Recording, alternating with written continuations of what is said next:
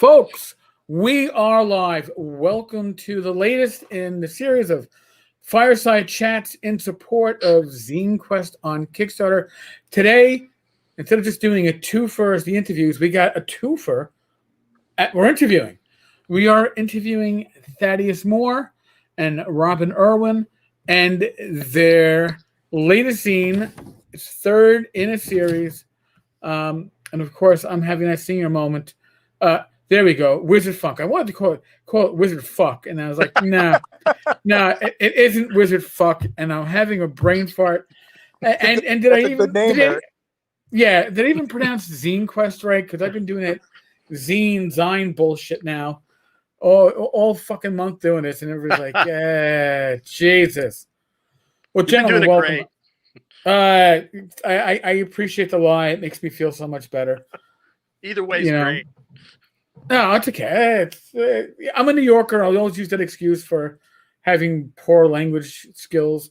It was my dump stat, you could say, or at least they didn't put any points into it. If it's a skilled game, if it's D&D, you don't have to put any points into it. I start with 7 languages, and my 18 intelligence gives me another 7. I am highly literate in 14 languages. Now, folks, no secret. Before we jump into these things, I always yap with the people I'm coming in with. It sets the atmosphere. Our atmosphere was as bad as it gets around the gaming table. We would have been people, if we were sitting at the game table today, we probably wouldn't have started the session up for like 45 minutes because we would have just been bullshitting and telling funny stories. But I want to know, and I'm going to ask Thad this first because Thad's answer is going to be a lot shorter than Robin's answer. I know that already. But no, only because what we talked about beforehand. Not saying anything about personalities.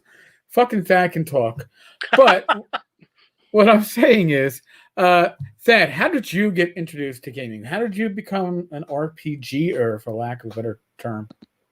Sure, right.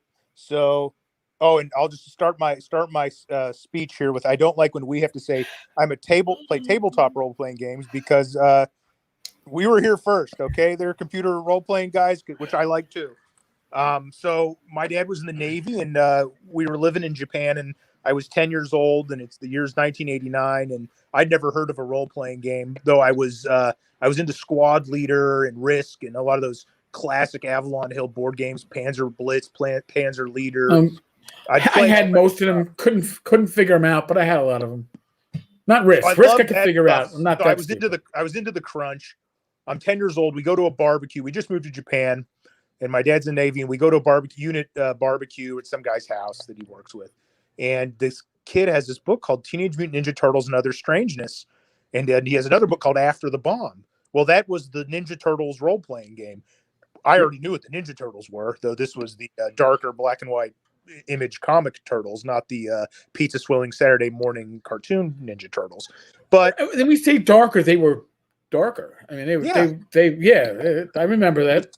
It was an independent comic. They could put whatever content they wanted. Guys are getting, Raph is first of all, they weren't color coded. They didn't have their first initial on their belt, and guys are getting stabbed with sais and swords and bows and bludgeoned with nunchucks. And so this, for me, and Robin and I talked about this, and he can go into it too.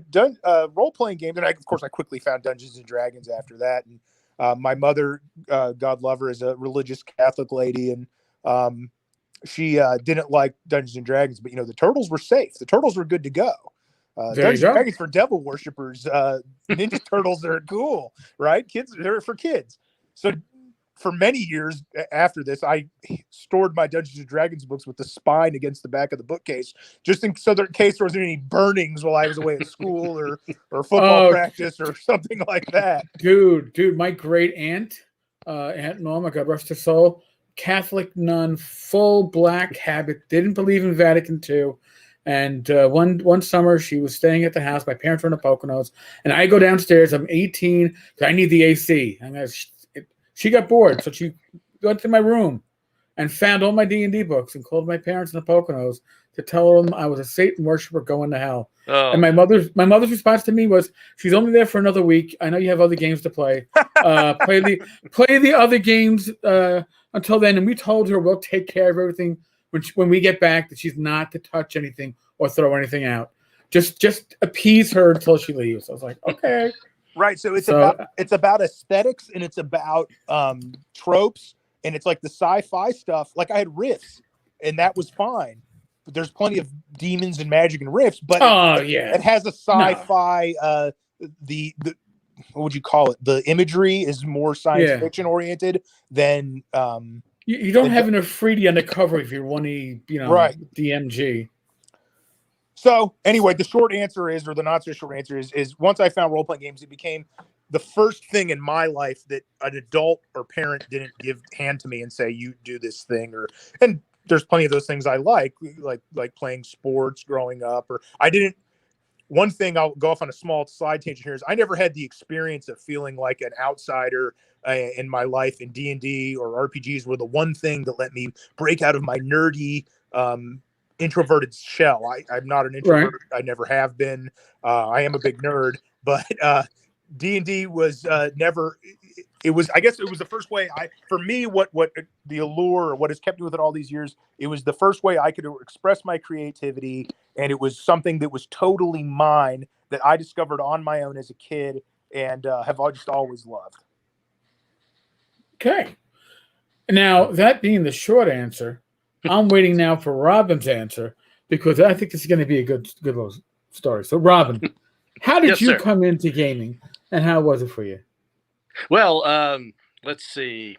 I was in the 6th grade. It was 1981. Okay, you like me. All right. Yeah.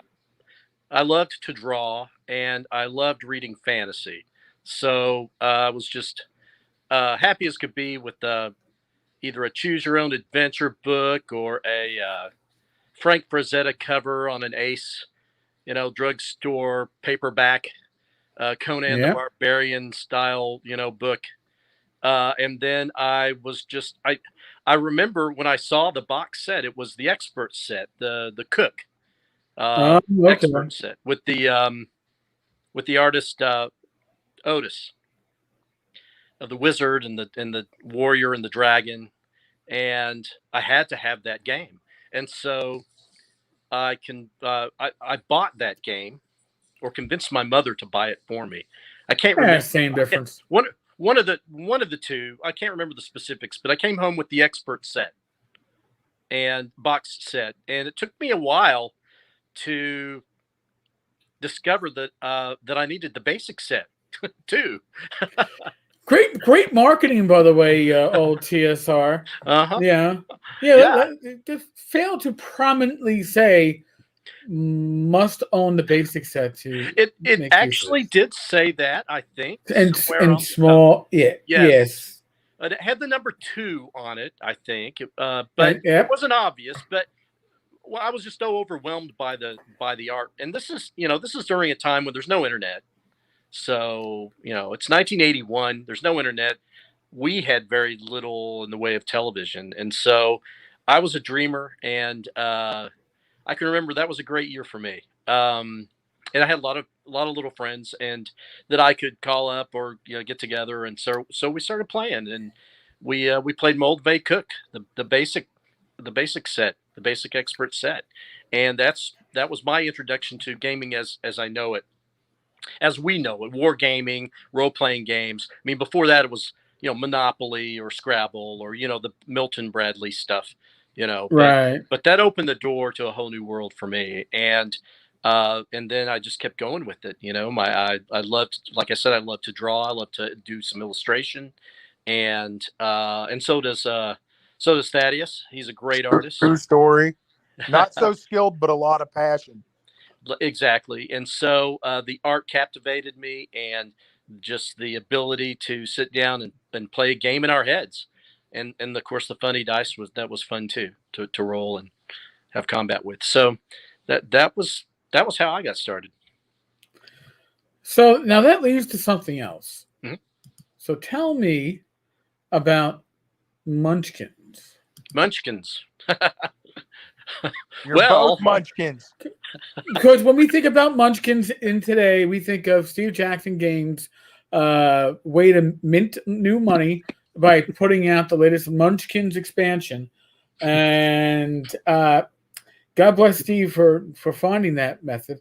But it had a different meaning. And we're not talking about the Sour Patch Kids. We're not talking about we folks singing about the Yellow Brick Road. Well, What were Munchkins? we represent And Oh, the no. lollipop, the basic set. the basic set, the basic already set, singing. the basic set. I was doing some research, and while I was never called a munchkin to my face, apparently, and of course this is just based on hearsay and based on articles. These are actual articles. Dragon.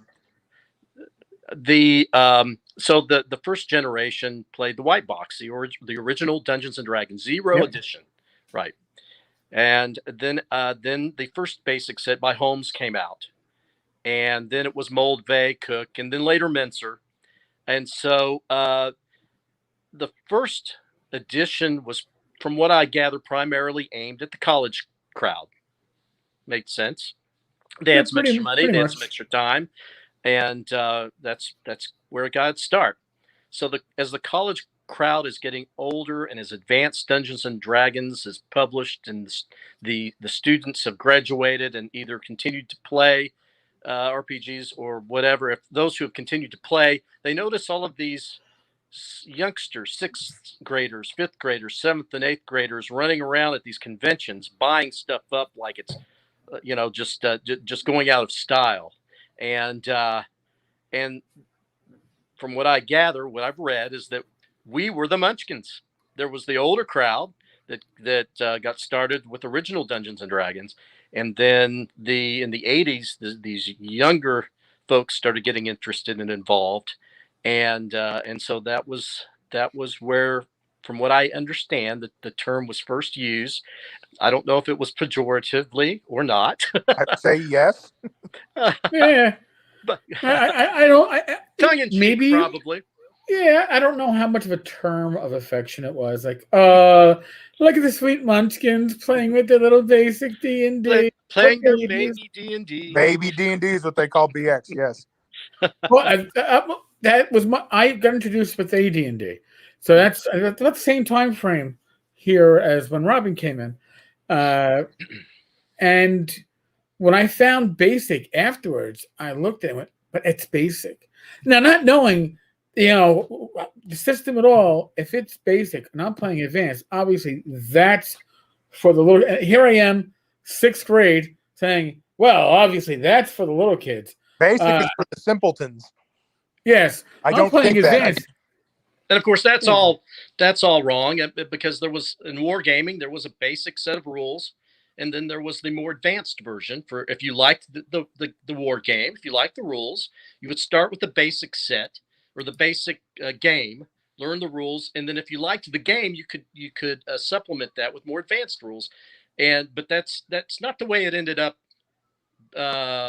sort of being used in D&D, because when the advanced books came out with all of their deviltry images and which I loved, I wanted them. I wanted the monster manual with the red dragon. I wanted the player's handbook with that huge statue, the iconic statue. Oh God, yes. And so I got those 3 books, and trust me, I tried. I tried to memorize as much as I could, and I ended up playing it probably the same way that everybody else ended up playing. You pick and choose, and do your best you can. I've said it before, and as of others, the Dungeon Master's Guide, as well loved as it is, it's well loved with rose-colored glasses, because it was a fucking horrid mess of shit, especially in the pre-internet era. We couldn't look stuff up, and you're like, "What's this word? What? Right. Why is this section here?" It's not in my dictionary. The Oxford Yeah. English Dictionary, unabridged. Yeah, he had, but you'd be like, why is disease like on page 10? Wouldn't that be something that should be way in the back? Why is unarmed combat using a percentile system Right. when combat's on a D20? Oh, and all of the pole arms. Oh my goodness. Well, Gary, see the pole arms things. One of the first third-party products I bought was the Palladium Book of Weaponry or something like that. That's right. And it actually explained all these. It was eye-opening. I was like, holy shit. So you can't use a halberd one-handed. I thought it was a pretty good one-handed weapon. Yes, we were in deep. We were in deep by that point. There was no returning. So for me, that's always been one of the things about role-playing games, that you had these guys that were, of course, I was a kid, but even now, you read something like, where did they get this from? And in RPGs, anytime I would crack open a new RPG, or a module, it never ceases to amaze me that I find something in there that comes from something that was cool in history that they took and put into an elf game. But it's this real cool thing, and you could go, well, we used to use a encyclopedia, and you'd go look it up, but yeah, or whatever. Research in itself can be a rewarding hobby. It's it's not the destination, and to always be learning stuff for me is a lot of fun. Absolutely, those books really opened the doors. So many doors. They're dense with information, and it's not just about playing Dungeons and Dragons. It's a lot of history. History, it's advice. It's just that the organization of the DMG is, at least to my modern eyes and sensibilities, is if somebody published a DMG today, written as that book was written, you'd be trashing it right away. It wouldn't be published, I don't think, Eric. Not. Well, no, we're all self-published. Come on, give me a break. Right. Somebody would still put it out. Well, we have a little self-published product I'd like to talk about. That's what I was going to mention at this point. Go for it, Thaddeus. So how did these Dice Bros become Dice Bros? And how did you guys start zining? So I did not meet Robin on the internet. I did not meet Robin in playing Dungeons and Dragons. I was at a game convention called Lexicon, which is held in Lexington, Kentucky, very close to where I live every year, and it's primarily board gamers. And I brought my copy of HeroQuest, which the original Milton Bradley 1990 board game, which is a kid's dungeon delving game. But I still maintain it is the finest way to get young kids into, and by that I mean like under 10 or around there, into fantasy tropes and dungeon delving and classes. And it's lighter than BX, but only it has all the elements of a good dungeon crawl. And okay, I think it's a dandy game, and I own several copies, and it's something my 6-year-old and I can play together. So anyway, I just grabbed that because I didn't really want to play a heavier board game. And I was sitting there, and everyone's walking by going, "Yeah, HeroQuest."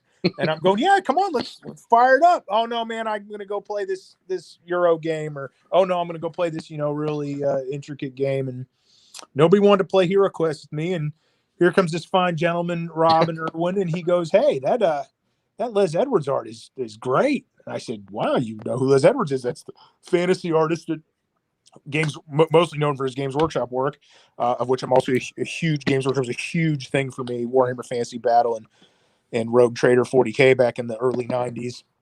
Yep.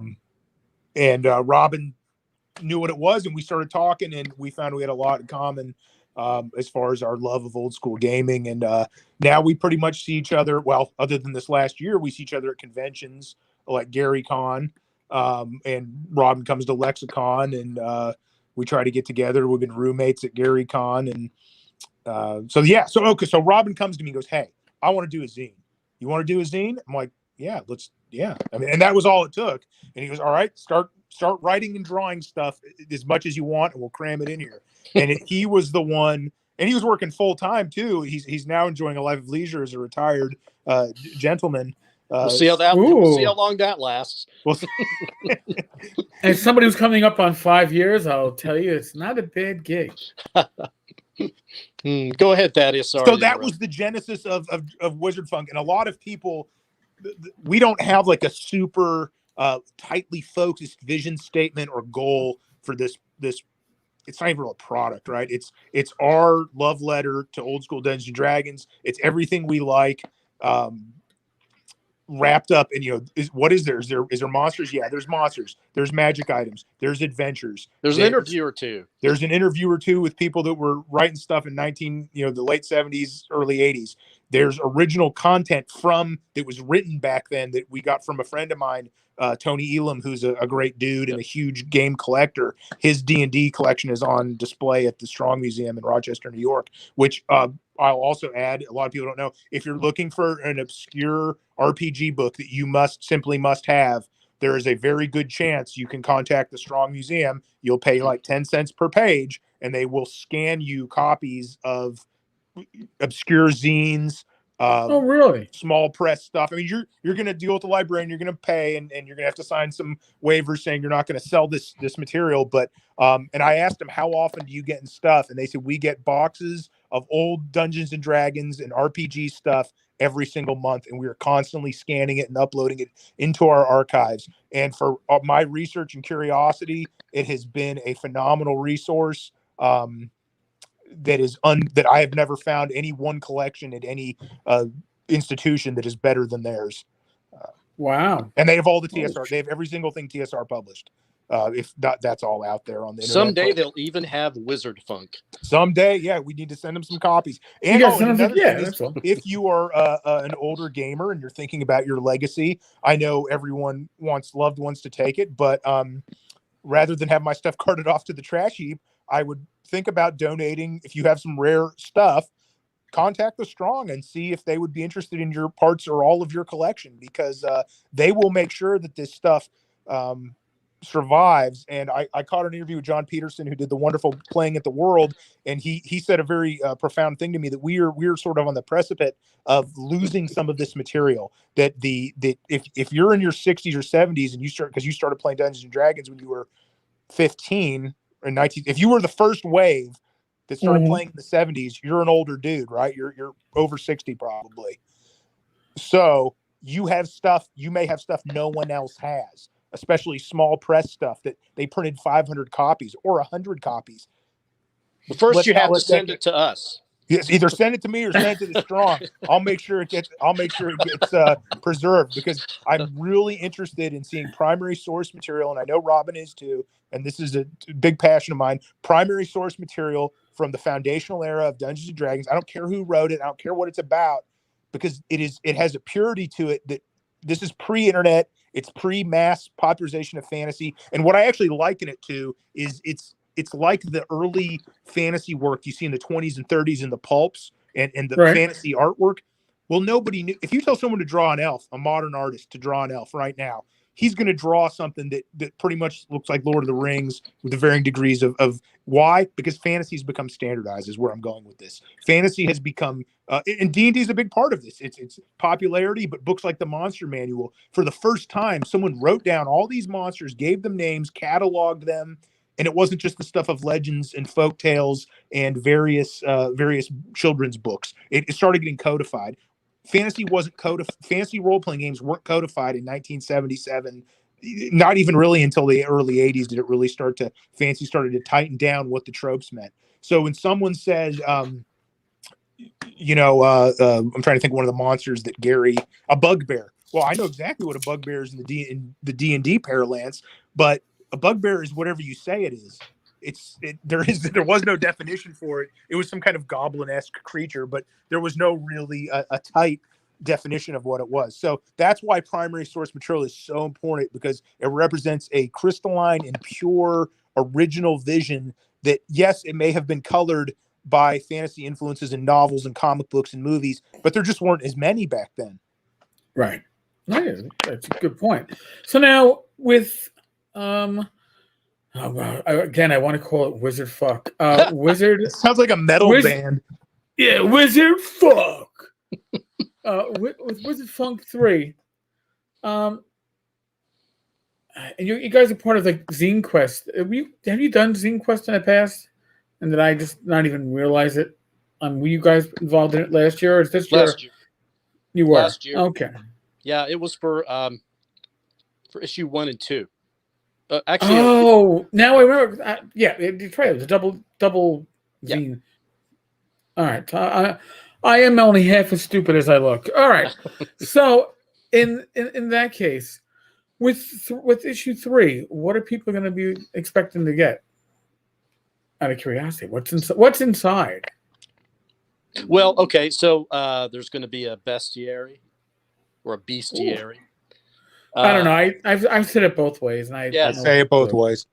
There's going to be, well, actually, I've been really interested in original edition D&D of late, and so I'm designing a way to generate maps with a D6, wilderness maps with coastlines and rivers and cities, and making it as simple as possible.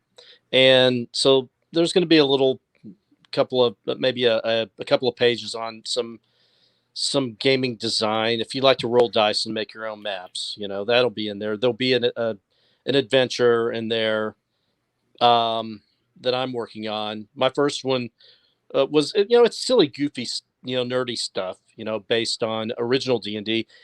I think Thaddeus his contribution is more the BX or BECME Right. stuff.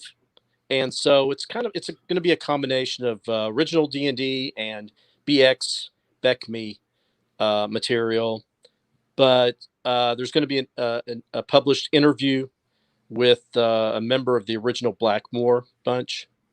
Oh, nice. That I've already put together. It's 90% done. I've just got to tidy it up a bit and send it off to the printer. Let's see, what can you think of anything else, Thaddeus? Monsters, Sure. dungeons, some rants, goofy stuff, just goofy, nerdy D&D. It's do-it-yourself stuff. It's everything we've been working on. So there's a book, small press book called The Complete Works of Zoran Graystar, and I got to sit down with the creators of that are still playing D&D together. They're best friends since high school. So a great story, and both have gone on to have successful academic, professional, and tech industry careers, and just super smart guys. And they put out this book called The Complete Works of Zoran Graystar, and The Complete Works of Zoran Graystar was one of the first. I won't say it's the first, because I don't know that to be the case, but it was definitely an early example of spell points, an early example of course, new spells. I guess you say, well, what sets it apart? There was a million guys doing stuff like this in 1977, 78, 79. They were putting out their homebrew D&D stuff. It's the production values. It's one of the author's mothers is a pretty good amateur artist, and just who had never drawn fantasy, and put out some really compelling art, I felt. And it was professionally bound and typeset and laid out. And these guys are definitely interested in the mathematical aspects of Dungeons and Dragons, as far as balancing the spell point system against the existing rules. It has original spells. It has their own take on D&D cosmology, which I think came out before the Manual of the Planes stuff came out from TSR. So it's just a lot of great. I've encouraged them to sell it as a PDF. It's on the collector's market. I think they only printed 1,000 or 2,000 copies. It's an interview. But yeah, so there's this interview. There's some monsters. There's Greg Gillespie and I sat down, and Dr. Greg Gillespie, who did Barrow Maze, we sat down and talked about some of his thoughts on old school gaming, and I play in one of his games. And he had a bunch of ideas for like magic users and what can they be doing at low level, and can they be useful to the party. And he had some really stuff I hadn't heard before. And I was like, that's good info. We need to get that out there. So ideas are just kind of bubbling up all of the time for Wizard Funk 4 and 5 and however. Yeah, I mean, we have tons of content. Yeah. Eric Hoffman, who did Treasure Vaults as a Bottabad, right. He has an article in there on goblin tribes and mutations or something. Some of this stuff was done much earlier in the year, and I probably should have looked at it before we sat down with you. But if you're interested in old school gaming, you're going to get a lot of content for a good price, and it's from guys that are totally as ate up and as interested in this stuff as you are. And I promise you this: if if you don't find at least one or two things in there you enjoy, send it back to me and we'll figure something out on the money. Robin doesn't have to back this up, but I think you'll enjoy it. We're doing this. So, and there's a question we have added due to popular demand. We have added international shipping. We are going to do this as a hard copy only Kickstarter, but eventually, and hopefully this doesn't tank sales because I think we just hit our funding goal. Eventually, this will go to Drive-Thru RPG, where you can find issues 1 and 2. And if you really want to see what Wizard Funk 3 is about, the best thing you can do is go pay $1 for a PDF that's packed with content, and you can pick up 1 and 2. I think they're $1 a piece. Is that right, Robin? That's right, and that's right. And also, if you want to submit something, yes, send us an email, and we'll need a release. We'll need a something that says that you didn't copy it from anybody else, that you actually own it and created it, and we'll need a release. So, but if you want to submit something for publication, whether it's art or an article or something like that, we'll definitely review it. Wow. You'd never know that we're actually talking with a lawyer at this point. Holy crap. One thing Robin has had a vision for that we're both interested in exploring, and we sort of haven't realized it yet, is this idea of going down more the APA, the Amateur Press Association, like these zines, which in a way were the forums or discords, if you will, of their day. Forums is probably a more apt description, but I wasn't familiar with them. Robin has educated on me. Alarms and Excursions that Lee Gold puts together to this day is a big one. And these were, you would send an article or a letter or talk about whatever you wanted in, and it would get published. And then other people would respond to it, whether it was an argument about something, some important elf gaming topic, or a monster you wanted to make. Yes, I want to thank Lee Gold for what she has done. I mean, by putting together her zine, and it's just filled with content. I mean, people can argue back and forth about what its value is, but it's a tremendous value to me, and she's truly an inspiration. So definitely an early pioneer, one of the the giants whose shoulders we stand on, and thank goodness she has got them all scanned and in PDF form, and is making sure that this information is preserved because I'm stealing this again from the John Peterson interview I saw the other day.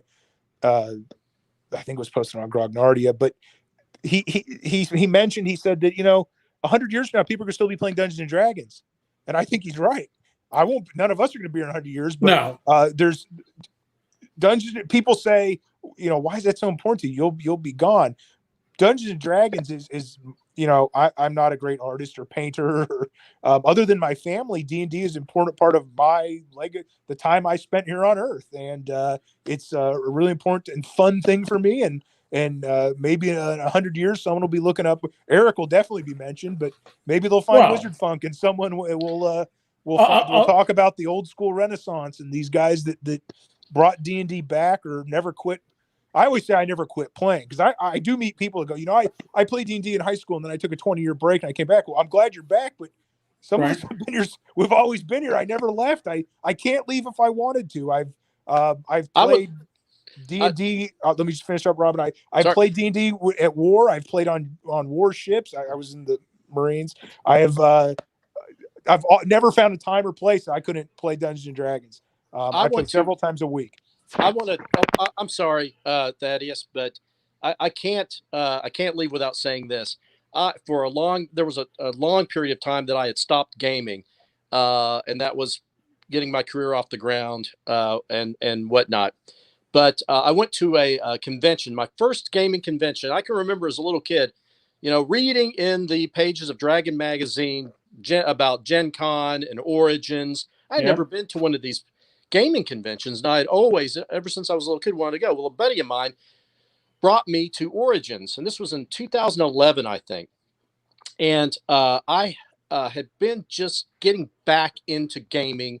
2011, was it? Yes, 2011. Getting back into it kind of full time with my friends. We'd just gotten back together, started playing again. Although they were playing 4th edition D&D, and it was okay. But I signed up for a game at Origins. It was a Labyrinth Lord game, and the DM was Dennis Pipes, and Dennis Pipes I want to thank him. I remember meeting him and his beautiful wife, and he ran a great game, and it inspired me to buy a copy of Labyrinth Lord, and that's how I got into the OSR. Was through a game that I played with Dennis Pipes. So I just wanted to I didn't know big that Robin shout out to him. I didn't know that Robin was a 4E player, and I didn't know that he abandoned our beloved hobby for many years. Oh, I did not abandon it. This may be the last issue of Wizard Funk, ladies and gentlemen. Come on, wait. Even the great Tenkar stopped playing from like 97 to 2010. I didn't say I was a fan of 4th edition either. No. Right. It was and that's what's so great is that it is this hobby that you can. I can almost. This will sound incredibly nerdy, but someone was talking about 3rd edition the other day, and I was like, oh, where was I? Well, I was stationed in Southern California. Uh-oh. Did we suddenly lose that? So there we go. Am I back? Though yes. I'm a dedicated old schooler, I've played every edition of Dungeons and Dragons, and I think I did run 4th edition. I ran the is it the Sunless Citadel? Oh no. You ran 4th edition. I ran 4th edition. I had a friend that I was renting a room from, and he had never played Dungeons and Dragons. And I didn't have any of my stuff with me. It was all in boxes and storage. And I said, all right, I'll go out and grab the player's handbook and a module. And I grabbed that. And the funny story, so he was kind of making fun of it and didn't like it. And I just talked to him the other day because we stay in touch. He plays in a 5th edition game every week with his kids and grandkids. And how wonderful is that he's found that something to connect with them with and that he can enjoy. Totally cool.